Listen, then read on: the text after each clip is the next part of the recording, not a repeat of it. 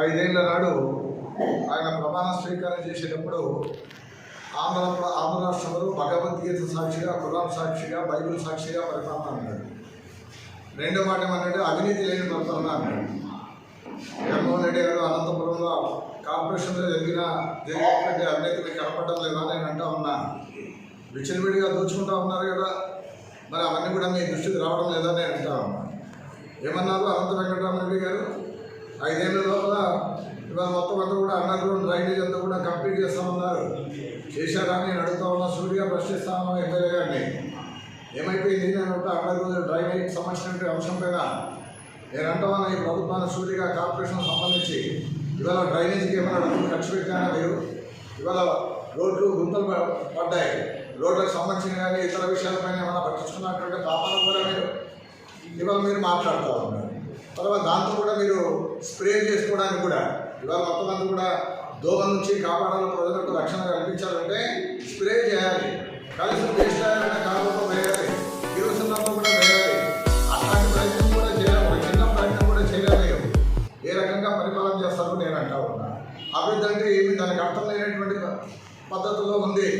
అందుకని ఇవాళ అనంత వెంకటరామరెడ్డి గారు ఇవాళ అనంతపురం అభివృద్ధికి సంబంధించి ఇవాళ కార్పొరేషన్ సంబంధించినటువంటి వారు కూడా ఏమాత్రం కూడా పట్టించుకునేటువంటి పాపాలు కోరారు. తర్వాత డంపింగ్ యార్డ్ గురించి చెప్పాలి. ఇవాళ ఎప్పుడు పుట్టింది అది డంపింగ్ యార్డ్ని? అనంతపురం ఒక చిన్న ఊరు. 1937 స్వాతంత్రానికి పూర్వం డంపింగ్ యార్డ్ అనేది మార్కెట్ యార్డ్ దగ్గర ఉంది. ఇప్పుడు అది అక్కడ నిర్మించినారు దాన్ని. అంటే చెత్త అంతా తీసుకొని పోయి అక్కడ వేస్తూ ఉన్నారు. కుప్పలుగా దెబ్బగా ఉంది కదా దాన్ని. ప్లాస్టిక్ అంతా కూడా ఎండలకు మండిపోతూ ఉంది. ఇవాళ దుర్వాసన వెదజల్లుతూ ఉన్నారు. తర్వాత అదేవిధంగా అనారోగ్యం కదా, ఆ ప్రాంతం అంతా అనంతపురంలో ఇప్పుడు భాగమైపోయింది. దానివల్ల వచ్చేటువంటి పరిణామాలు, అనారోగ్యము, దాని గాలి పీల్చుకోవడం వల్ల వచ్చేటువంటి జబ్బులు, ఊపిరితిత్తులకు సంబంధించినటువంటి జబ్బులు ఇలాంటివి కనపడడం లేదా అని నేను అంటా ఉన్నా. ఇవాళ డంపింగ్ యార్డ్కి సంబంధించిన వాటి ఏ చర్యలు తీసుకున్నారు మీరు? రాజేశ్వరం మేయర్గా ఉన్నప్పుడు 18 ఎకరాలకు సంబంధించినటువంటి ల్యాండ్ తీసుకున్నారు, పర్చేజ్ చేసినారు. మున్సిపల్ కార్పొరేషన్ పేరు మీదుగా రిజిస్ట్రేషన్ అయిన డాక్యుమెంట్స్ మా దగ్గర. ముద్దులాపురం దగ్గర 18 ఎకరాలు తీసుకున్నారు మీరు, డంపింగ్ యార్డ్ అక్కడ తరలిస్తామని. మరి తరలించలేదే, ఏమైంది? అంతేకాదు 28 కోట్ల రూపాయలు టెండర్ పిలిచి మీరంతా అప్పచెప్పారు. అంటే మొత్తం ఈ చెత్తలంతా కూడా ఎరువుగా మారుస్తామన్నారు. ఎరువుగా మార్చినారా? ఏమైనా 28 కోట్ల రూపాయలు. తర్వాత ఇంకా అదనంగా కూడా మళ్ళీ 8 కోట్ల రూపాయలు మీరు ఖర్చు పెట్టినారు. ఆ డబ్బులు ఏమైపోయినాయి? ఆ డబ్బులు అయిపోయినా మేము అడగకముందే డిప్యూటీ మేయర్ కోటం విజయభాస్కర్ రెడ్డి, రాజపరిశ్రమ భార్య, ఇవాళ జనపనం బాబా అనేటువంటి వారికి ఈ పార్టీ వారే ప్రశ్నించినారు. ఏం సమాధానం చెప్తారు నేను అంటా ఉన్నా.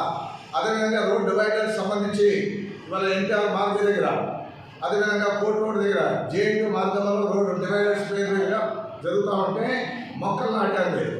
ఎంత కొట్టారు మీరు మొక్కలు? ఒక మొక్క 10,000 రూపాయలు పెడతారా? అంటే 100 రూపాయలు, 500 రూపాయల కంటే ఎక్కువ పెట్టలేని అవసరంలా 10,000 రూపాయలు పెట్టి ఒక మొక్కకి 1,00,000 రూపాయలు బిల్లు చేసుకుని సహాయం చేసుకుంటా ఉన్నారు మీరు. ఎక్కడ ఉన్నాయి మొక్కలు మంచిగా అవన్నీ? దీనికంతా సమాధానం చెప్పాలి. ఆ రకమైనటువంటి పద్ధతుల్లో మీ యొక్క పరిపాలన ఉంది. అదేవిధంగా ఇవాళ దేశవ్యాప్తంగా ఎన్ఆర్సీ, ఎన్పిఆర్సీకి సంబంధించి ఇవాళ బెంగాల్, పశ్చిమ బెంగాల్లో, కేరళలో కాంగ్రెస్ పాలిత రాష్ట్రాల్లో మేమంతా నిర్బంధంగా వాళ్ళు తిరస్కరించారు. మేము అమలుపరచమంటా ఉన్నారు. మరి నీకు దమ్ము ధైర్యం ఉంటే జగన్మోహన్ రెడ్డి గారు మీకు ఇవాళ మీరు చెప్తా ఉన్నా నా ఎస్సీ, నా ఎస్టీ, నా బీసీ, నా మైనారిటీ అంటా అన్నారు కదా, మరి వాళ్ళు ప్రకటించండి ఇప్పుడు మేము అమలుపరచండి ఈ రాష్ట్రంలో అని చెప్పి. దీనికి ఒత్తాసు పలికారు చంద్రబాబు నాయుడు కూడా. అందుకని మీకు చిత్తశుద్ధి లేదని చెప్పి నేను అభిప్రాయపడతా ఉన్నాను. మీరు కక్కుర్తి పడతా ఉన్నాడు. అనంతపురం కార్పొరేషన్లో చెప్పాలి, లెక్కలు చెప్పాలి. నేను ప్రధానంగా కుక్కలకు సంబంధించి కూడా ఇవాళ కుక్కలు పట్టుకోవడానికి ఒక కుక్క కంటే కూడా 1,500 రూపాయలు ఖర్చు పెట్టారు. ఆ కుక్కను పట్టుకొని పోయి మీ డంపింగ్ యార్డ్ దగ్గర షెడ్ ఉంది. ఆ షెడ్లో 4 రోజులు పెడతారు మీరు. 4 రోజులు పెట్టి మళ్ళీ ఊరు వదలాలి. ఆ లోపల ఏం చేస్తా ఉన్నారు? ఫ్యామిలీ ప్లానింగ్ ఆపరేషన్ చేయాలి, అంటే ఉత్పత్తి చేయకూడదని. ఆ రకంగా దానికి సంబంధించినటువంటి డబ్బులని ఏం చేసినారు మీరు? మొత్తం అంతా కూడా 3 కోట్ల రూపాయలంతా కూడా దిగమింగినారు మీరు. అదేవిధంగా దీనికి వీడియో తీశాడు ఆయన ఏజీ అనిల్ కుమార్ రెడ్డిని బెదిరిస్తారా? అంటే ప్రశ్నించే వాళ్ళని బెదిరిస్తారా నేను అంటా ఉన్నా. అదేవిధంగా ఇవాళ సెంట్రల్ ఫండ్స్కు సంబంధించిన డబ్బులు వచ్చాయి. ఇవాళ 1,300-1,400 కోట్ల రూపాయలు వస్తే మొత్తం అలైన్మెంట్ అంతా మార్చేసినారు మీరు. అవినీతికి పాల్పడ్డారు మీరు. ఇది ప్రజలు చెప్తా ఉన్నారు. దానికి సంబంధించినట్టు కూడా సమాచారం మా వద్ద ఉంది. అదేవిధంగా నీవు 5 సంవత్సరాల్లో 4 మార్లు మీరంతా కూడా ఇంటి పన్ను పెంచినారు, హౌస్ ట్యాక్స్ పెంచినారు, ప్రజలపైన మౌల్యాన్ని భారాన్ని వేశారు. 15% అంటే ఇవాళ వలనాతీతం, ఇవాళ పేద మధ్యతరగతి ప్రజలందరూ కూడా చాలా ఇబ్బందులు పడుతూ ఉన్నారు. ప్రజల ట్యాక్స్లో ఇదంతా కూడా పరిపాలన జరగాలి. ఆ రకంగా అంతా కూడా మీరు హోమ్ చేస్తూ ఉన్నారు, దిగమిగుతూ ఉన్నారు. నగరంలో జనాభాకు తగినట్టుగా కార్మికులు లేరు. మరి కార్మికులను పెట్టాలి కదా. అదేవిధంగా చెత్త కలెక్ట్ చేసే వాళ్ళకి జీతాలు ఇవ్వలే. మీరు ఎవరైతే చెత్త కలెక్ట్ చేసిన వాళ్ళకి జీతాలు ఇవ్వలే. అదేవిధంగా మున్సిపల్ కార్మికులకు సంబంధించి పరికరాలు పూర్తిగా సహా చేశారు మీరు, కట్టిస్తాం అవన్నీ కూడా. అదేవిధంగా ఇవాళ ప్రధానంగా కార్మికులకు సంబంధించి మొత్తం అంతా కూడా వాళ్ళకి సరిపడేటువంటి పద్ధతుల్లో వాళ్ళ కార్మికులు ఉండాలి. ఆ రకంగా ఉంటా ఉన్నా. అందుకని వీటన్నింటిపైన కూడా ఎంక్వైరీ చేస్తాం.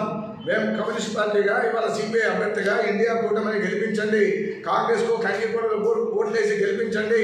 ఈ అంశాలు ఏదైతే చెప్తా ఉన్నామో ఈ అంశాలన్నింటిపైన ఆధారాలు సహా పెడతాం. ఖచ్చితంగా దీనిపైన న్యాయ విచారణ జరిపించడానికి సిద్ధపడతాం. అవసరమైతే ఎవరైతే బెదిరించినారో వాటిని కూడా రేపొద్దున పత్రికా ముఖంగా ప్రజలకు కూడా తెలియజేస్తాం. అనంతపురం అభివృద్ధి అంటే కమ్యూనిస్ట్ పార్టీకి అవకాశం ఇచ్చి చూడండి. రామకృష్ణ గారి తర్వాత మనం ఇక్కడ పోటీ చేస్తూ ఉన్నాం. అనంతపురం అభివృద్ధిని చేసి చూపిస్తాం.